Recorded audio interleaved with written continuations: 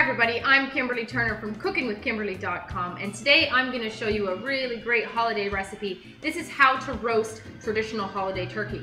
So I have a beautiful free-run turkey from Harvest Barn Country Markets. It's drug-free, it's all in our area, and you can order them in at Harvest Barn if you didn't know that. So this guy has already been washed up. He's about 17 pounds, okay? This is going to take 5 or 6 hours. Now, I have to make sure that the gizzards are out, so I'm going to take them out now. And they're just in the inside and usually with the neck, and there's a neck in here too. So I've rinsed him out, the whole cavity, and I've dried him off, okay? Now my gizzards are going to get boiled up in some water, and I've already done a show for that. Make sure you check out that how to cook gizzards.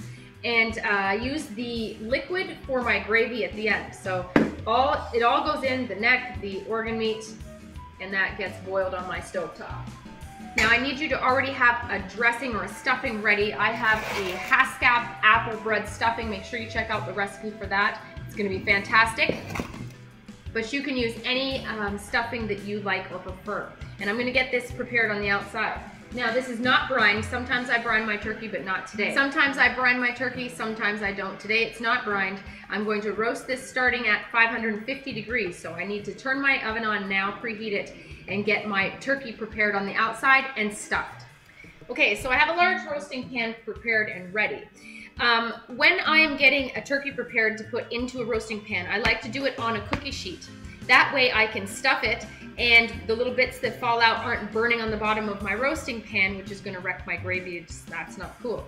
Also, when I roast my turkey, I like to do it breast side down. That keeps the breast meat moist and juicy. So when you're roasting it up, you get all that back roasted and browned, and you can keep that skin. Then you flip it over and you have nice juicy turkey breast, which usually gets dried out when it's roasted breast side up, okay? So I like to prepare the breast side first so that I can get it ready, stuff that bird, flip it into the roasting pan, and get the back prepared. So this is the plan, okay? I have some butter already melted down so that I can use that in a hot second. But first things first, I need to stuff this turkey. Now before I stuff it, I like to season the inside cavity some. So I'm going to freshly grind some pepper. The basic seasonings I'm using tonight are salt, pepper, poultry seasoning, gumbo filet, and a little bit of hot smoked paprika. That's the same kind of theme I went with throughout the bread stuffing. So we're going to season the inside of this cavity with it. Just lift it up and use one hand for holding the turkey and one hand for the spices. So in goes a little bit of pepper, some salt. I have some hot smoked paprika in a little strainer so that I can just sift it in there because it tends to go in quite clumpy sometimes. Poultry seasoning, gumbo filet. Now we're ready to stuff this turkey. You want to make sure that this turkey is dry when you're putting your butter on it so that it actually sticks. In order to get crispy skin, you need to get that grease on that skin. It can't be wet and moist, it's just going to steam. And steamed skin isn't very nice. You want it to be nice and crispy. So dry that off with dry paper towel. And while the turkey is breast side down, this is the easiest way to stuff it. So let's just get this in here as best we can. Pack it in there nicely. On a large turkey like this, you can actually stuff both sides. There's a little opening on the other side as well. Oh, that's going to be a good stuffing. Sometimes I use an apple to close the hole up where the stuffing goes, but since this is such a large turkey, I'm going to use half a grapefruit. If you have a large orange, you may do the exact same thing. So I'm just going to fit that in there and make sure that it stays. So I just stuffed that there, and I'm going to use a skewer just to hold that in, and it's going to anchor itself into the stuffing, etc. Okay? Now this turkey actually has some skin I can fit the leg through, and that's what I'm going to do. That's going to keep everything nice and secure. Be sure you're washing your hands in between everything. You don't want to touch your hands with poultry juice anywhere, okay? You could get sick that way. So I'm going to just totally coat this turkey with butter. This is just really softened. It's melted actually, this one. Either one is good. Make sure it's completely coated. That's flavor, that's crispiness, that's deliciousness. I like to use a basting brush, or you can use your hands. It works equally as well. Your hands are your best asset. Now, my butter is sticking nicely because my turkey was so nice and dry, patted dry. This is also going to help you have your spices stick to the turkey. They'll stick nicely into that butter and stay secure. Gorgeous. All right, so let's season this guy up. Some salt, some poultry seasoning, a little bit of gumbo filet, a light dusting, your pepper, and a light dusting of spice. I use sometimes cayenne, and tonight I'm using smoked paprika. I just have it out already. Now before I flip this bird into my roasting pan, I'm just going to grease up my roasting pan a little bit on the bottom. I'm going to add a little bit of olive oil. The reason I'm adding just a tad bit of olive oil is because I want it to raise the smoke point. This is going into a super hot oven. 550 degrees is like blazing. So things tend to burn, and the milk solids in the butter may burn. But when you mix it with the olive oil, it helps it just a little bit to increase that smoke point, and it'll keep you roasting well. Now I need to flip this turkey over very gently so that it is breast side down. Lovely. Just fits in my roaster. That's great. Now you may see that your bird is wet again on the top. Pat that dry before you start getting it greased up. Now repeat the same thing on this back side. You want to grease it up with butter all over. I tend to stay away from onion and garlic on the top of my turkey because it tends to burn in this hot oven I'm putting it in. Now, this is the game plan. We want to get this skin browned up nicely, and then we're going to cover this turkey with a tent of aluminum foil. And it's going to continue browning a little bit too, and it's going to crisp up that skin, but we're going to get that brownness in first, okay? Instead of backwards. Some people roast it long time, and then at the very end, broil it up a bit, brown it up a bit on a higher temperature. We just do it the other way. Spices again, some pepper, some poultry seasoning, a light dusting. If you put too many spices on the top, it could tend to burn at this point, so don't do that. A little bit of gumbo filet. Now gumbo filet is actually ground dried sassafras, if you didn't know. A little bit of salt, and a light dusting of this hot smoked paprika. I just like it spicy. If you don't like spicy, then don't put hot spicy thing. This will also give us a nice smokiness, just lightly coated, light dusting. Okay, so this is what she looks like before she's going in, all right? Now, this may take between 10 and 15 minutes depending on what kind of fat you used on your bird. You could have used oil, bacon fat, pork fat, chicken fat, lard, whatever you want, okay? Today I'm using butter, so it should crisp up and brown up a lot quicker. Keep your eyes on it. I'm gonna start looking at it around 8 minutes to make sure nothing is burning, okay? So into the oven, I have it on my lowest rack because that's the only way I can fit it in my oven.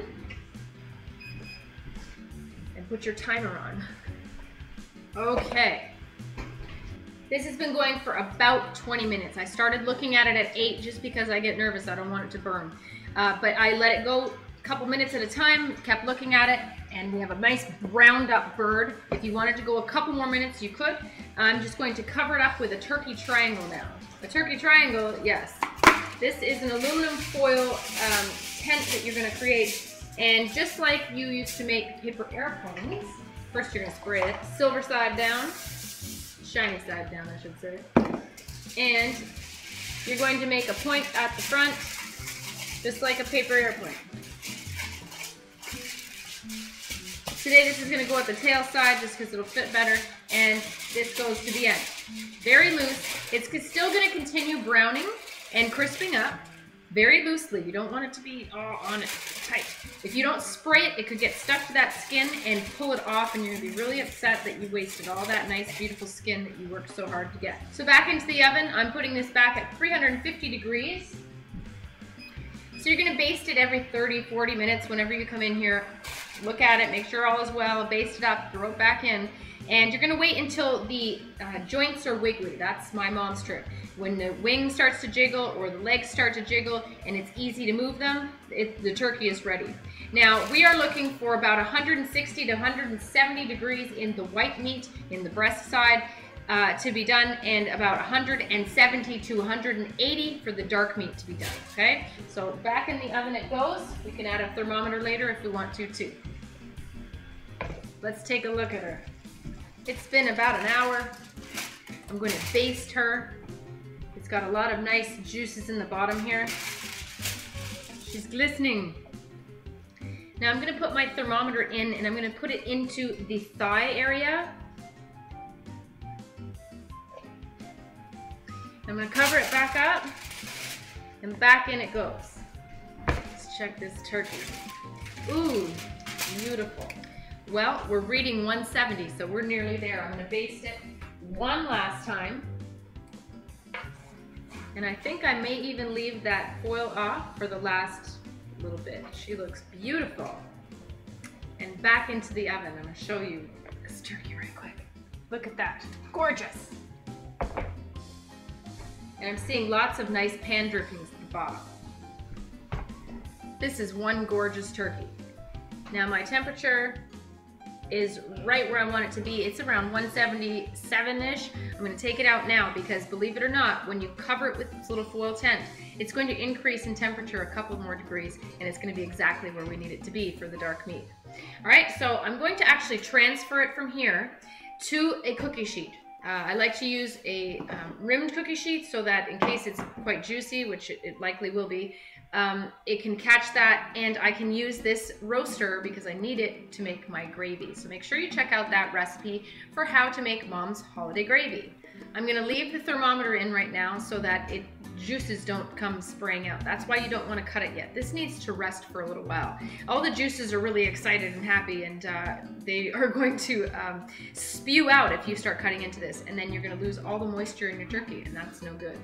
So we have to be very strong. We're going to use 2 big forks, and I'm going to just transfer it as quickly and easily as I can. Plus I have stuffing in there that I need to get out, and I need it to be cool enough for me to actually scoop out and touch, right? So, all right, here we go. I'm gonna put 1 fork inside the 1 cavity. I don't want to poke holes into the skin because that is not what I want to do. I want to put that right where the stuffing would be, and you're going to do 1 big pull. Ready?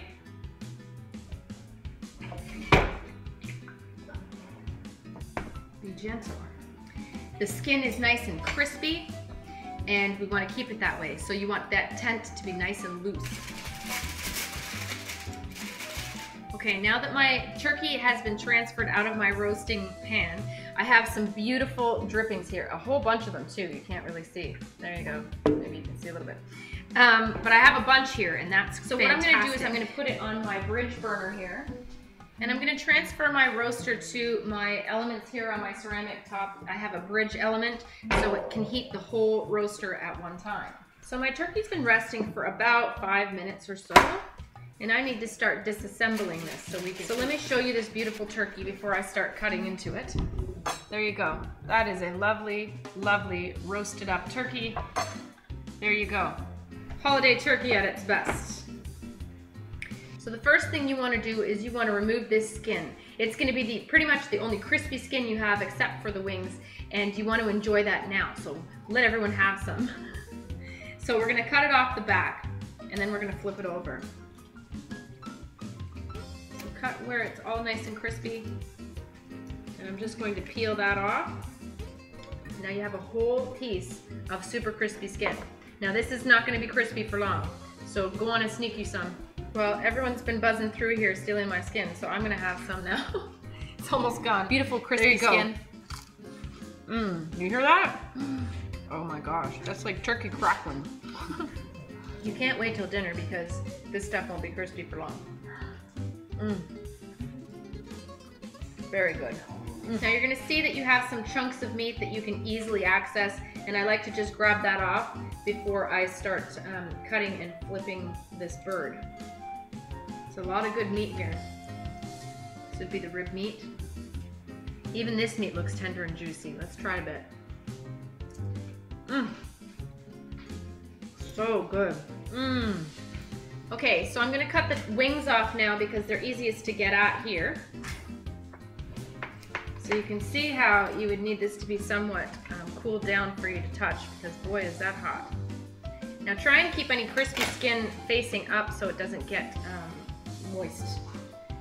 So if you cut into the joint here, then you can just grab the wing and pull it right off. You're gonna see that these joints are nice and loose, and that means that turkey is ready to go. So I'm gonna cut right in here, and I'm gonna get this joint off. I'm gonna cut it off like a quarter, the thigh and the drummy. Now once I get the thigh and the drumstick off, I cut between that V down into the joint. And I'm gonna pop it open and continue cutting through. Ooh, that's hot. The meat is just falling off the bone. The skin is really crispy. So there's that whole quarter. Again, cut down into that joint. Don't burn yourself. Pop that joint open and then slice down through. Now we pretty much have all the dark meat off of that bird. Now the next thing we need to do is get the stuffing out of here. So we're going to flip this bird over.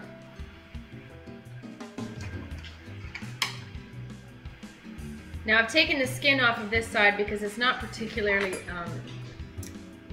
awesome to eat. It's not crispy, it's wet.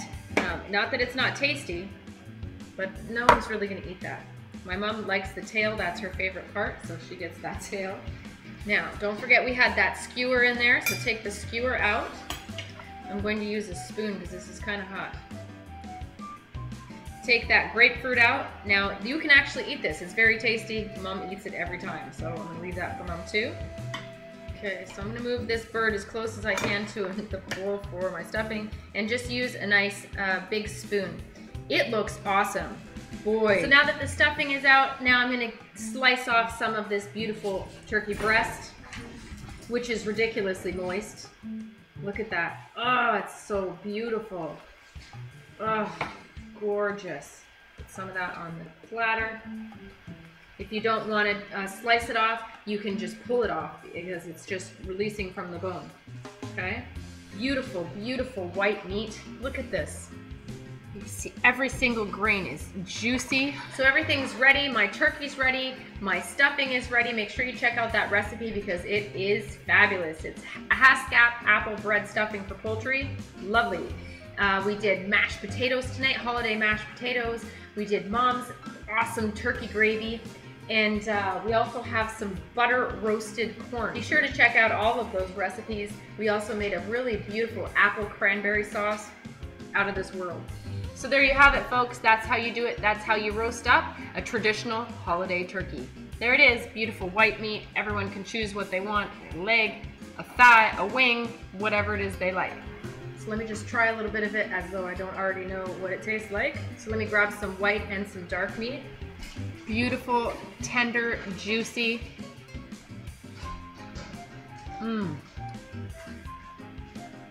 What a nice turkey. Really flavorful, really tasty meat all by itself.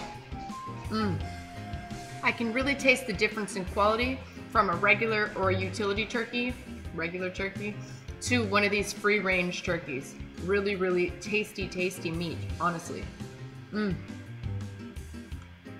That dark meat, nice and rich. Melts in your mouth, just so good. So for your next holiday, I hope that you order one of these guys up from Harvest Barn Country Markets. You'll be so happy you did. Check them out online at harvestbarn.ca for more information. You're gonna love it. Look at this gorgeous platter that you're gonna bring to the table. Plus I have a whole caboodle load more of meat back here. So that's how you do it. That's how you roast up a traditional holiday turkey. This is a beautiful free-range turkey that's drug-free and hormone-free.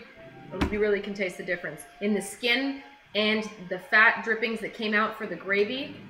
outrageous. And the meat, so juicy, so flavorful and delicious, gotta say. So when you're done taking the meat off the bone, which I'll probably do all tonight and store it separately, I like to put the bones in a resealable plastic bag in the freezer. Use that the next time you're trying to make chicken soup or chicken stock, anything like that. That is gonna be just pure flavor. Roasted turkey bones, really fantastic. Plus you have a whole bunch of meat probably still all stuck to it. Beautiful. Don't throw your carcass away. Make sure you use it for something else because it's just flavor. All right, so that's it. Follow me on Twitter at Cooking with Kim E with a capital E. Like the fan page at facebook.com/cookingwithkimberly. My shows are on ifood.tv/cookingwithkimberly, youtube.com/cookingwithkimberly, and you can find me syndicated on Roku. Come to my website at cookingwithkimberly.com and subscribe. Interact with us and let us know what's going down in your culinary world, all right? Be a champion in your kitchen and eat deliciously. Bye.